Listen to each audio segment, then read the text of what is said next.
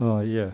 오늘 제가 말씀드릴 내용은 기후변화 시대의 바람직한 통합물 관리라는 제목입니다.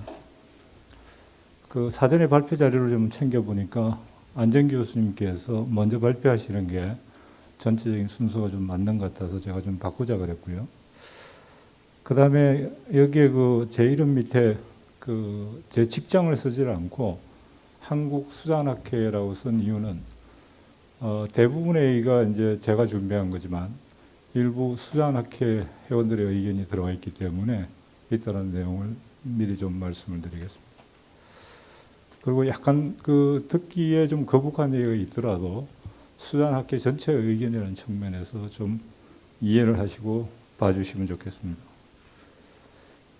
말씀드릴 순서는 최근 우리의 물관리 여건이 어떻게 변화했는지, 그 다음 왜 기후변화가 실제 중요한지, 이것이 국내뿐만 아니라 국외의 에너지 시장에는 어떤 관계가 있고 물관리에는 어떤 영향을 미치는지를 좀 살펴보고, 마지막으로 앞으로 이제 통합 물관리를 위한 제언 순으로 말씀을 드리겠습니다. 저는 개인적으로 지난 5년간이 우리 물관리에 있어서 대외내적으로 굉장히 급변하는 그런 시대라고 말씀을 드리겠습니다. 잘 아시다시피 3년 전 2018년 6월에 소위 물관리 일원화가 이루어졌습니다. 그때도 보면 물관리 일원에 대해서 많은 찬성과 반대 의견이 있었던 것도 사실입니다. 근데 그 당시 반대론자 얘기를 들어보면 실제 통합물 관리 자체를 반대하는 사람은 없습니다. 근데 이 통합물 관리가 제대로 수행이 되려면 사전에 해결돼야 될 많은 문제들이 있는데 그거를 제쳐두고 그냥 조직만 일원화하는 것이 과연 통합물 관리가 되겠느냐. 거기에 반대론자들이 있었다는 의미고요. 그러나 우리 전문가의 의견과는 상관없이 정치적으로 환경부로 물관리 일원화가 이루어져서 오늘에 이르게 되었습니다. 그 이후에도 국외적으로 봐도 굉장히 글로벌 트렌드가 변하고 있습니다. 대표적인 게 디지털 전환과 IT 기술로 대변되는 이 4차 산업이 도래되고 있는데 과연 이런 4차 산업 기술들이 우리 물관리 기술에 어떻게 진보시킬지, 또 문제 해결에 과연 기존에 해결하지 못했던 이런 문제들에 어떤 인사이트를 제공할 수 있는지, 우리가 지난 5년간 얼마나 노력했는지 하는 그런 문제고요. 동시에 지난 2년은 코로나, 그리고 위드 코로나고 그러지만 언젠간 끝나겠지만 분명히 아마 포스트 코로나 시대는 현재 우리가 물관리하는 것과는 상당히 다른 형태로 산업계에 실제 영향을 미칠 가능성이 있다고 저는 보여집니다. 그래서 지금까지 우리가 경험하지 못했던 새로운 환경 변화 중에서 여러 번 말씀이 나옵니다만은 최근의 이 기후변화 위기는 유럽이나 중국의 대홍수요, 미국, 캐나다의 산불, 가뭄, 우리 마찬가지죠. 이제 이 기후변화는 기정사실로 받아들여지고 있고 이 위기를 어떻게 극복할지 국제적으로 굉장히 많은 노력을 해왔습니다. 그래서 제가 역사를 간략하게 살펴보면요, 사실은 이 기후변화에 대해서 한 지난 30년간의 역사가 여기에 있습니다. 그리고 실제 각 국가에서 어떤 노력을 하고 있는지를 간략하게 정리를 하면 이렇습니다만은, 지금부터 한 30년 전에는 과연 기후변화라는 게 뭔가, 결국 기후변화는 기온과 강수량의 변화인데요. 과연 그게 사실일까 아닐까로 학자들 간에도 굉장히 논란이 있었던 그런 시절입니다. 그래서 2000년대로 접어들면서 10년이 지난 다음에는 이제 기후변화는 기정사실로 받아들이기 시작했고, 그러면 각 분야, 예를 들어 수자원이라든지 농업, 수산업, 보건, 산림, 각 분야의 이 기후변화가 어떻게 영향을 미칠지 연구가 2010년대에 대부분 이루어졌죠. 우리도 상당히 진행을 했습니다. 그러나 이제 어떤 결론을 내린데도 불구하고 이 기후변화라는 게 워낙 불확실하니까 국가 정책의 반영이 어렵다라는 게 중론입니다. 그래서 2010년대부터는 대부분이 불확실성을 줄여나가는 쪽에 굉장히 학문적인 진보가 있었고요. 이제는 세계 각 국가에서 정책에 반영을 하고 있습니다. 그 과정에서 우리가 눈여겨봐야 될 게 몇 가지가 있는데, 아까 안재현 교수님도 말씀하셨지만 그 2015년에 그 컵21 파리 협정이라는 거고요. 그 다음에 금년이죠. 글래스고 기후 합의는 과연 우리한테 어떤 의미를 주는지 좀 이해할 필요가 있겠다. 먼저 파리 협정 신규 변화 체제라는 의미는요. 내용은 이런 겁니다. 온실가스가 기후변화의 주 요인이라는 데는 전 세계에서 공감을 하고요. 그 다음에 지구 평균 기온을 산업화 이전에 비해서 2도씨 이내로 낮추자. 동시에 상승폭을 1.5도씨 이하로 억제하자라는 게 주의 내용입니다. 그래서 우리가 기존에 해오던 기후변화 적응에 대한 것들도 지속적으로 해오지만 이때 각 국가별로 이산화탄소 감축계획, 즉 INDC를 제출하고 5년에 한 번씩 향상된 것들을 지속적으로 내도록 하자고 합의한 데 의의가 있습니다. 그때 두 번째 중요한 거는요. 교토 의정서는 선진국만 했는데 파리 협정은 UNFCCC의 196개국, 전 세계 거의 모든 국가가 동시에 참여하겠다고 선언을 했습니다. 왜 그랬을까요? 이미 지금으로부터 한 7, 8년 전에 파리 협정이 될 때 이 CO2 감축 계획을 낸다는 의미는요. 한마디로 말해서 전 세계의 에너지 시장의 재편을 예고하는 겁니다. 그래서 외관적으로는 유럽의 그 물관리 기업들이 기후변화에서 강수와 그다음에 기온의 변동성에 따라서 물 문제를 얘기하지만 그 이면을 자세히 들여다보면 결국 개도국 시장의 에너지 시장을 점령하는 쟁탈전이라고 저는 개인적으로 이렇게 생각합니다. 그런데 개도국이 참여하는 이유는 이겁니다. 그 당시에 2020년부터 우리 돈으로 약 118조씩 기금을 모으기로 했습니다. 여기 건설하시는 분 계시지만 공사를 3천억 규모로 보면요. 이게 한 4천 개 정도의 공사 현장이 생기는 겁니다. 그러면 선진국은 왜냐? 자기네들은 예산을 투입하고 2배, 3배 이익을 가져갈 자신이 있는 겁니다. 개도국은요. 자금 대준다니까 자기가 CO2를 가장 손쉽게 저감할 수 있는 방법이 화력발전소를 수력으로 바꾸는 겁니다. 그래서 이미 이 당시에도 세계 수력 시장이 열릴 것이라는 것은 다들 예고를 해서 저도 2015년 이후에 기회 있을 때마다 정부 부처에 가서 이런 문제들을 인식을 하고 우리 기업들이 여기에 대응할 수 있도록 빠른 체제를 갖춰줘야 된다고 얘기를 하고 있습니다. 그래서 그 파리 협정이 이루어지고 나서 한 8년의 시간이 지나서 이제 제26차 기후변화 당사국 총회입니다. 이 내용은 기존의 그 파리 협정을 구체화한 거라고 보시면 됩니다. 즉 다시 말씀드려서 이제 석탄 발전을 단계적으로 없애나가겠다. 그 다음에 파리 협정에서 세우는 온실가스 감축 목표를 재점검하고 다시 제출합니다. 그런데 선진국들은 예전에 얘기했던 기금을 2배까지 확대하겠다. 118조의 2배를 확대하겠다는 이런 계획입니다. 그래서 만약에 이 기금이 사실은 파리 협정에서도 굉장히 논란이 됐던 게 누가 돈 낼 거냐, 안 내면 어떡할 거냐 이런 문제였거든요. 그런데 이제 아까 안재현 교수께서도 얘기한 것처럼 각 국가별로 법으로 정하고 있습니다. CO2를 탄소 중립 2050에서 계획을 세우고 있고요. 우리나라는 다른 어떤 국가보다 강력한 계획으로 발표를 하고 있습니다.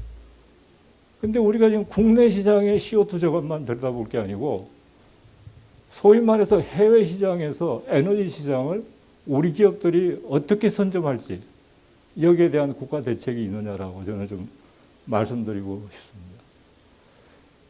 그래서 아까 안재현 교수께서 얘기한 것처럼 결국 탄소 중립이라는 거는요.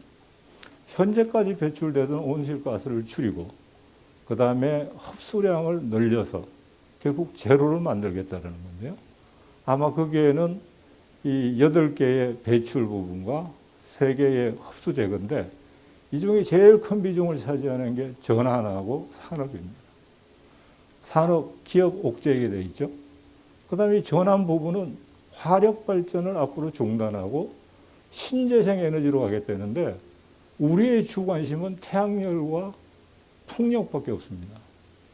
근데 저는 개인적으로요, 태양열과 풍력이 주 에너지 소스가 과연 될 수 있을까? 그러니까 동남아나 아프리카나 남미 쪽에 봤을 때는 우리의 7, 80년대 같은 데인데 태양열 얘기는 아주 요원한 얘기입니다. 주위에 화력을 멈춰도 수력을 개발할 때가 무궁무진한데 안 할 이유가 전혀 없는 거죠.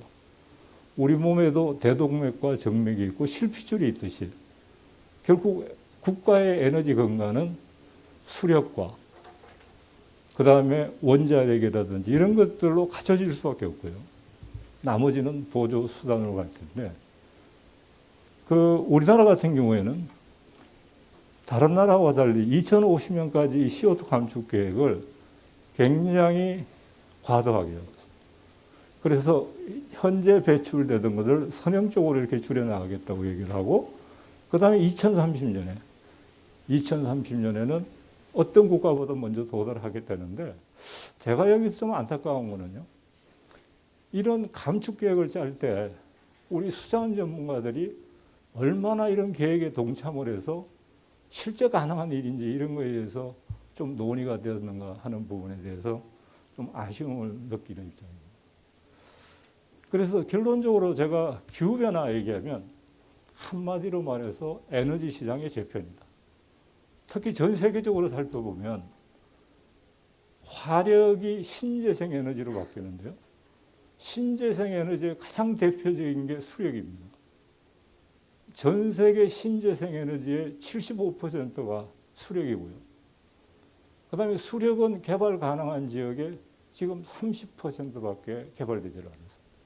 그래서 만약에 선진국에서 CO2 저감을 위해서 개도국에 예산을 준다면 당연히 동남아라든지 이런 나라에서는 수력을 최우선적으로 할 가능성이 있다는 말씀을 드리겠습니다. 그 다음에 이제 그 기후변화와 물 문제입니다. 아까 말씀드린 것처럼 우리나라도 기후변화가 우리 수자원에 미치는 영향을 2000년대 중후반부터요. 최근까지 지속적으로 연구를 해왔습니다.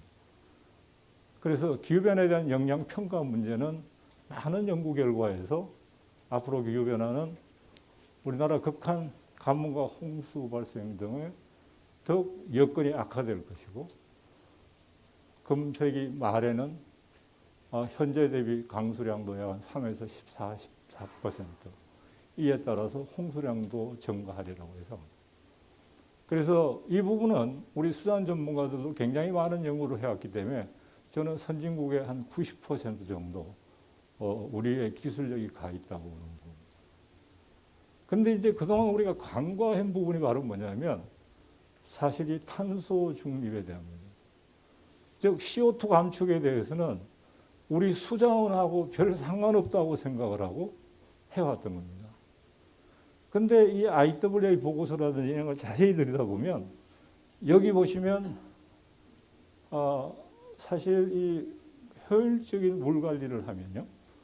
실제 온실가스를 20에서 100%, 또 최대 전 세계 탄소 중립 목표의 한 20% 정도가 물 관리에서 할 수 있다는 얘기인데 여기 보시는 것처럼 하폐수 처리라든지 해수 담수화, 분배, 공급 쭉 양이 있습니다.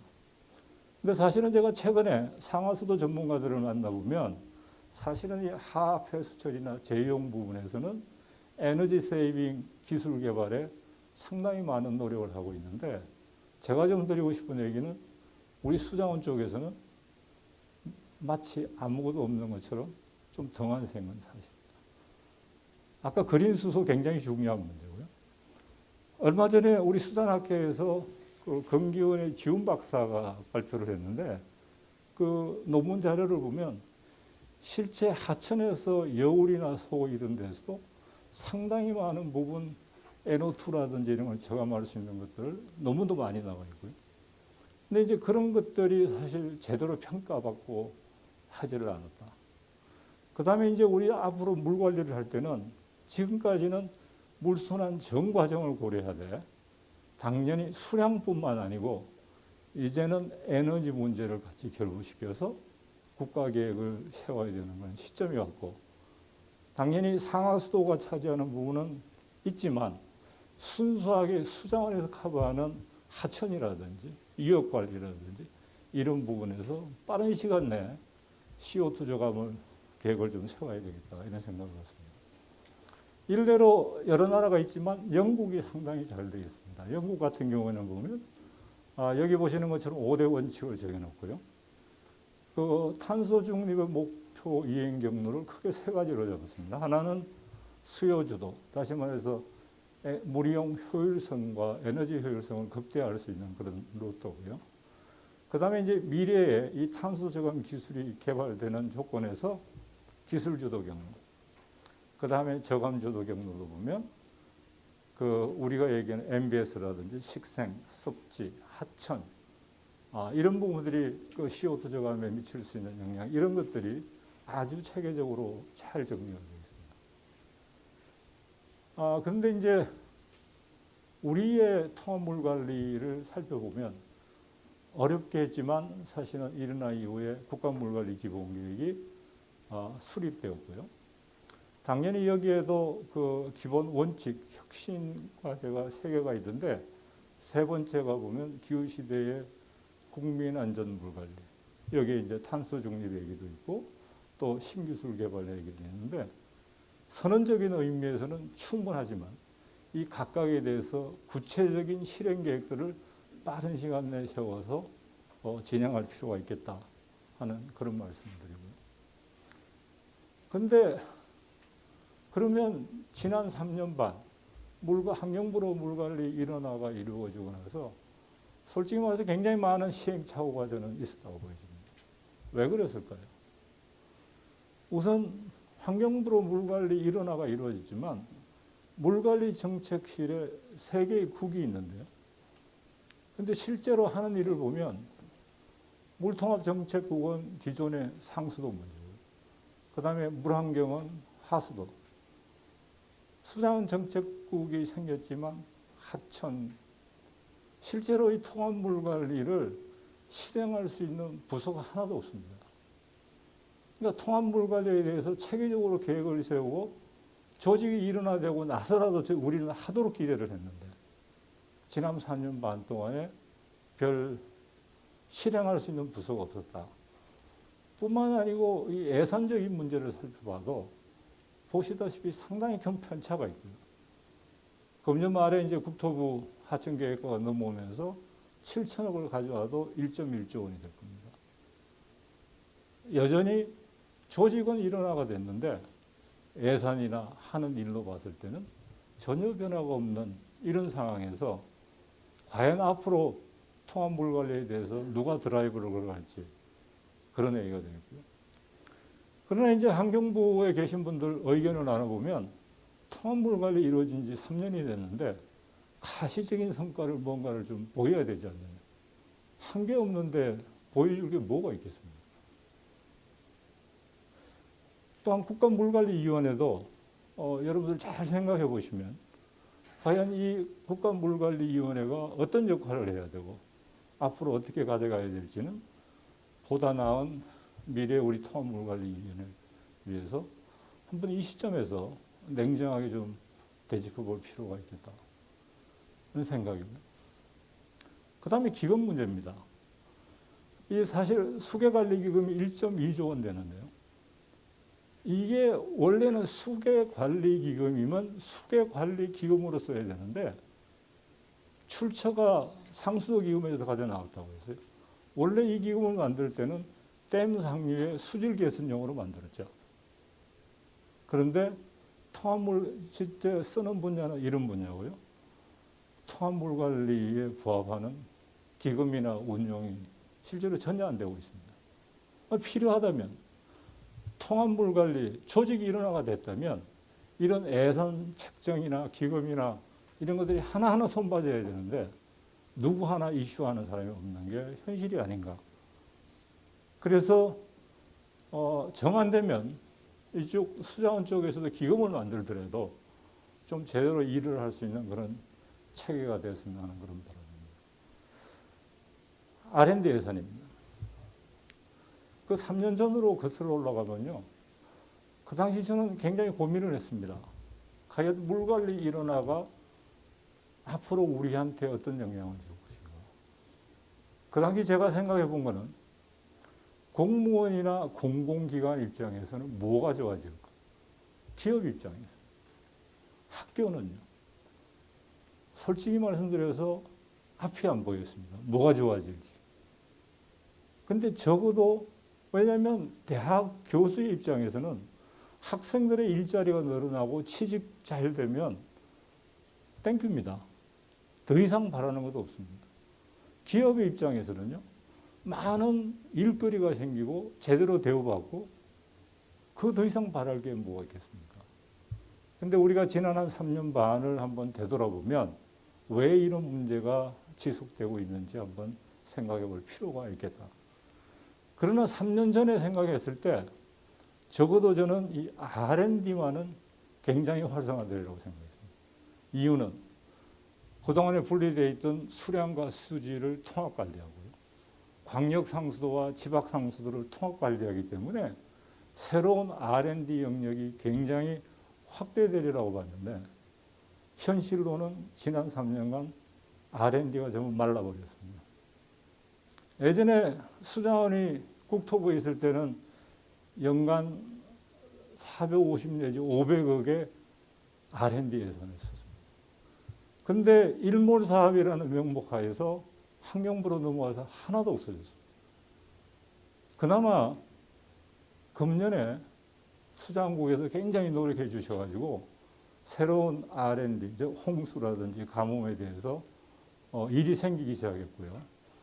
내년에는 한 150억 정도가 1차년적으로 시작되는 것은 굉장히 고무적이지만 저는 이 R&D가 적어도 한 500억 정도는 가야 된다고 봅니다.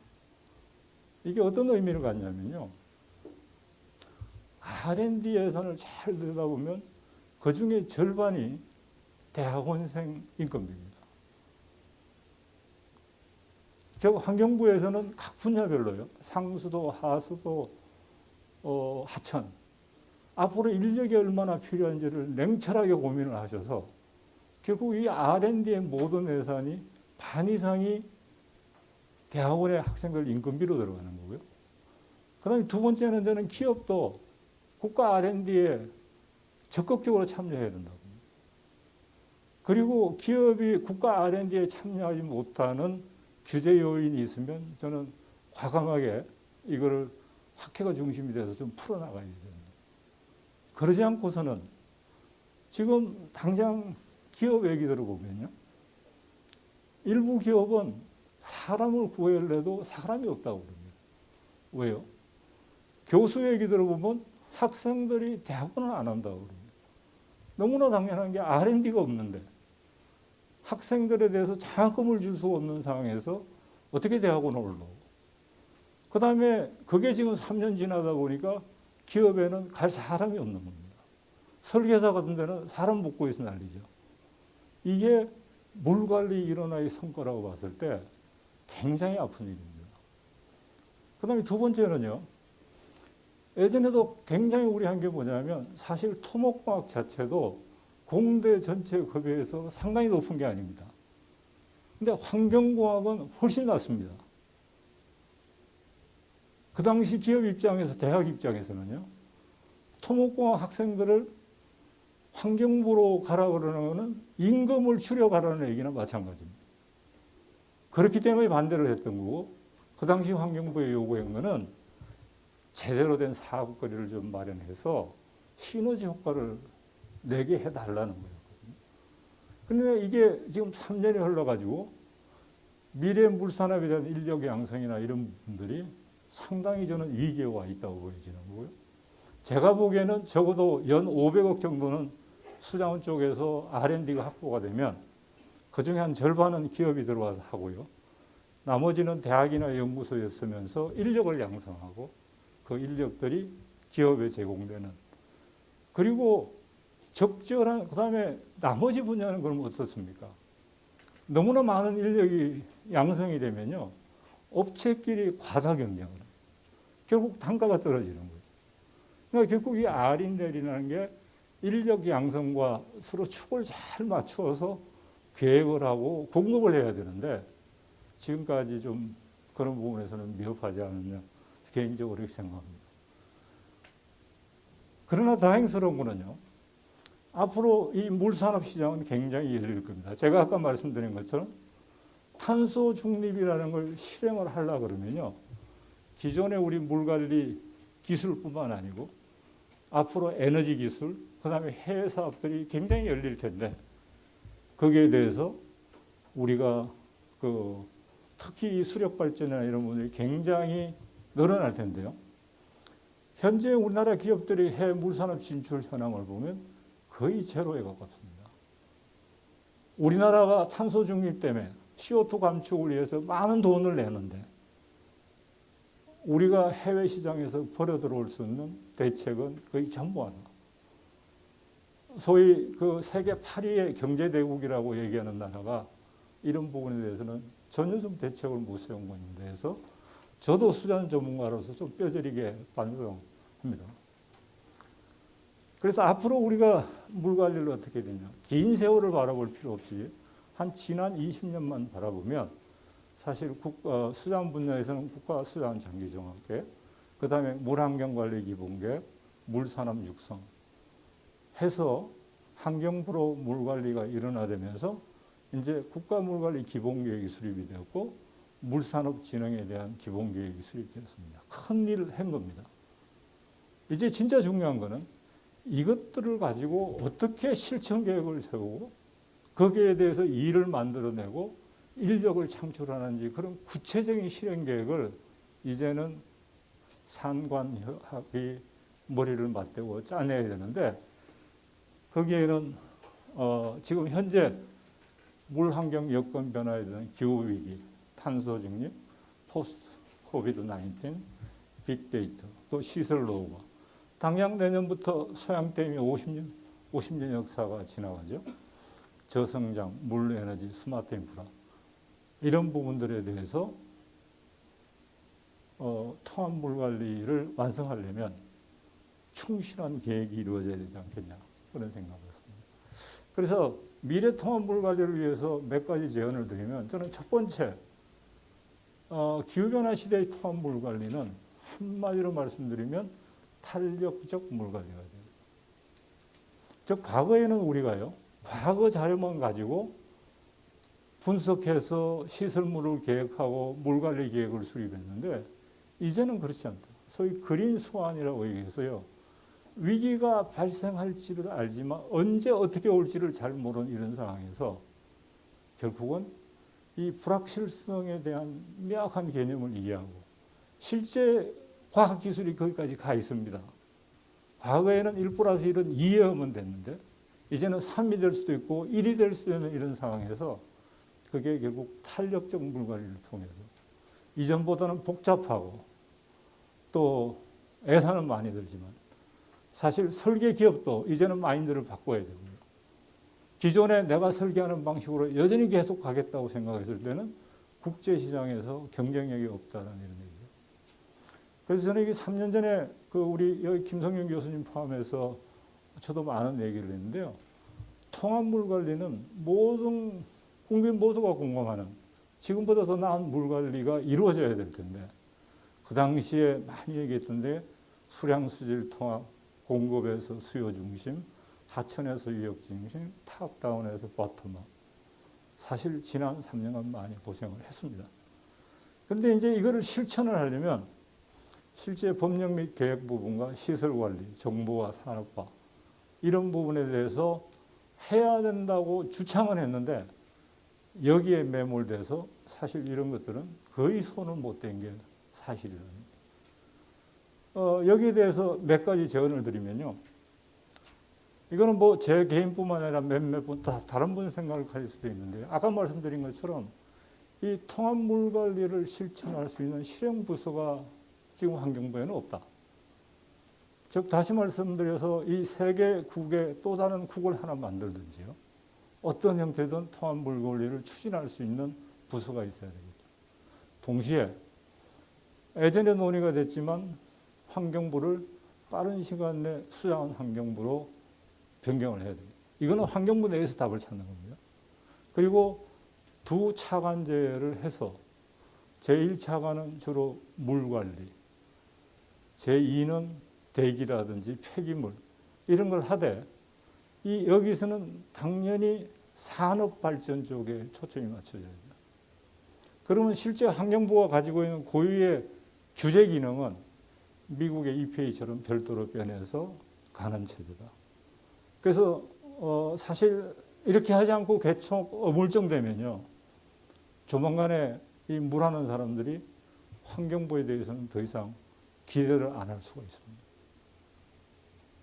예를 들어서 수자원이라든지 물산업, 환경산업들이 지속적으로 증가하고 있는데 정부 부처에서 그 일을 할 수 있도록 실행을 도와주는 그런 체계가 과연 있느냐 하는 거죠. 기업 보고 너가 알아서 돈 벌어와라는 이런 거거든요. 그 다음에 이제 국가물관리위원회 이 부분도 좀 냉정하게 좀 생각을 해서 기능과 역할을 정립을 해야 소위 통합물관리 정책에 대해서 좀 국민이 체감할 수 있는 그런 아이디어를 내고 실천할 수 있지 않겠냐. 그래서 기본적으로 법령 및 계획은 많이 정비가 됐지만 한 단계 좀 진보된 형태로 좀 가졌으면 하는 그런 바람이 있고요.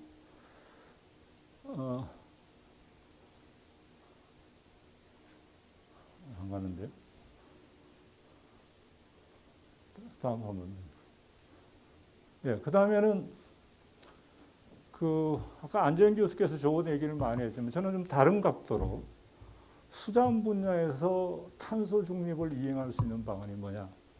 저는 시설의 리모델링이라고 생각합니다.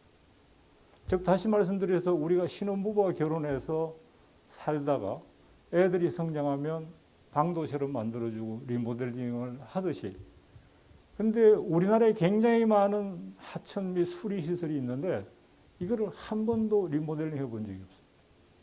개별 댐을 짓고 개별 하천을 정비를 해서 물고하는 건 전부였는데 그 당시 만들 당시와 지금을 생각하면 상황이 굉장히 많이 바뀌었거든요.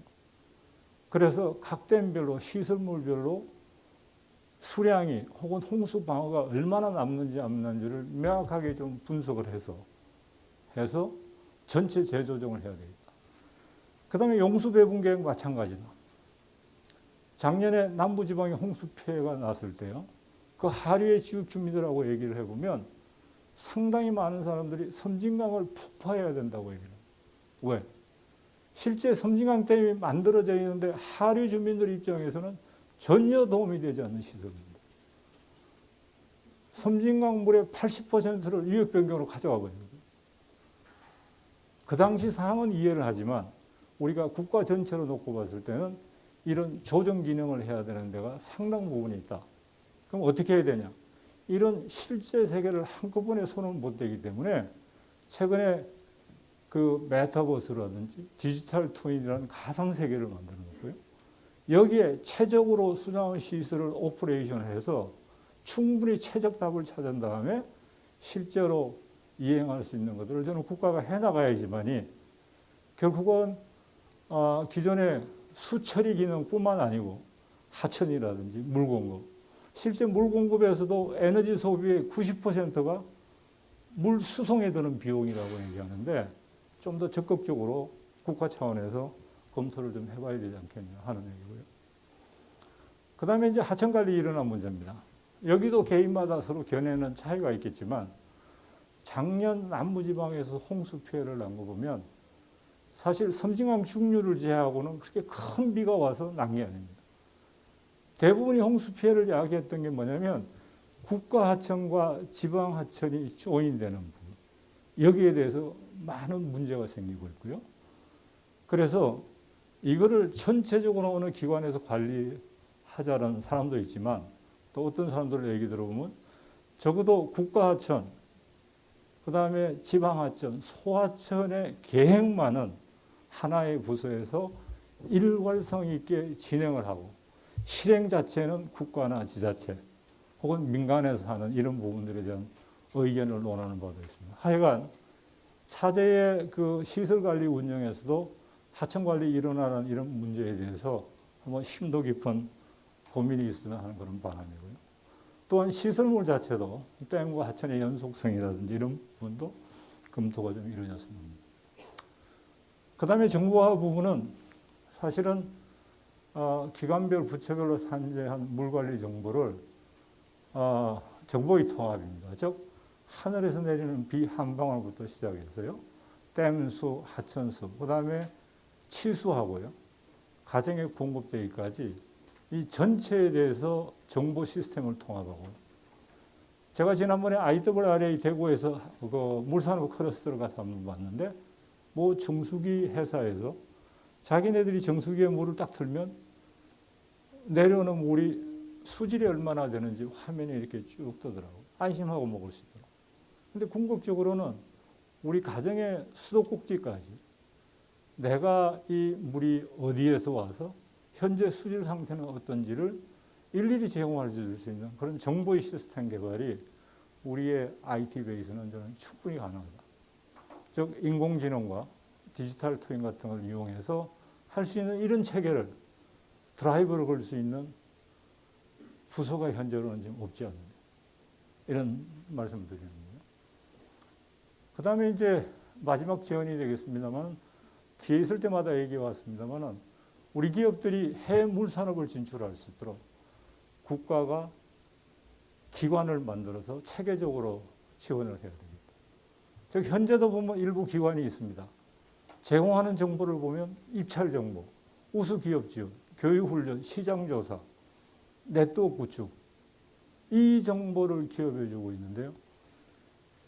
근데 이제 제가 얘기하는 거는 해외 사업에 대한 기술 플랫폼을 만들자. 만약에 여러분들 한번 생각해 보십시오. 우리나라에 강우나 기온과 같은 기상 자료가 없고요. 하천의 수위나 유량 자료가 전혀 없는 상태에서 하천 설계를 하고 물 관리를 하라 그러면 가능하겠습니까? 국가가 그 기본 데이터를 다 제공해 주는 거거든요. 근데 사실은 이제는 우리가 해외에 나가지 않아도요. 웬만한 국가의 그런 정보들은 다 사실 구할 수가 있습니다. 다행스럽게 지난 5년간 기후변화 수정 적응기술 연구단에서 기본적인 데이터베이스는 구축을 했는데 이거를 기술 플랫폼으로 만들어서 이제는 우리 기업들이 해외 시장 나가기 전에 최소한 예비 설계는 할 수 있는 그런 체제를 좀 갖춰줬으면 하는 바람이고요. 만약에 그렇게 된다면 이게 우리나라가 포장 수력이 전 세계에서 한 62위인데요. 우리보다 포장 수력이 많은 국가를 찍어보면 전 세계적으로 세계 지역에 모여 있습니다. 첫 번째, 티베트 공원 중심의 동남아입니다. 두 번째, 나일 콩가공 중상류죠. 그 다음에 아마존 파라나강 역입니다. 그러니까 최근은 아니지만 제가 한 5년 전에 조사를 해봤을 때 대부분이 우리나라 건설 기업이 나와서 활동하는 무대가 여기고 여기에는 아까 신재생 에너지로서 수력이 굉장히 풍부한 지역이에요. 그래서 캅26로 선진국에서 자금만 지급이 되면 언제든지 이 지역들은 화력을 수력으로 바꿀 수 있는 지역입니다. 그런데 우리 기업들이 그걸 활성화할 수 있도록 국가가 좀 체계적으로 지원할 수 있는 그런 체제를 저는 좀 빨리 좀 만들어 줘야 되지 않겠냐 생각합니다.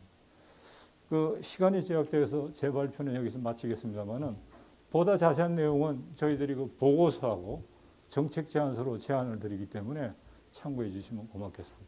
네, 마치겠습니다.